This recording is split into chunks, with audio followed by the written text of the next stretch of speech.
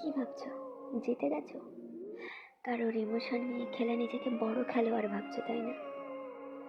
ভুলে যেও না, শেষ ডানটাও নয় এই ভগবানের হাতে, যিনি উপরে বসে সবকিছু দেখছে, যেটা তুমি, আমি, আমরা কেউই দেখতে পাচ্ছি না। প্রিয়, একদিন ঠিক তুমিও কাঁদবে আমার মতো। কাঁদবে, কাঁদবে, ঠিকই কাঁদবে। কাঁদবে কিন্তু কোনো শব্দ হবে না, ভিতর থেকে ভেঙে চুরে চুরমার হয়ে যাবে, ঠিক আমার মতো।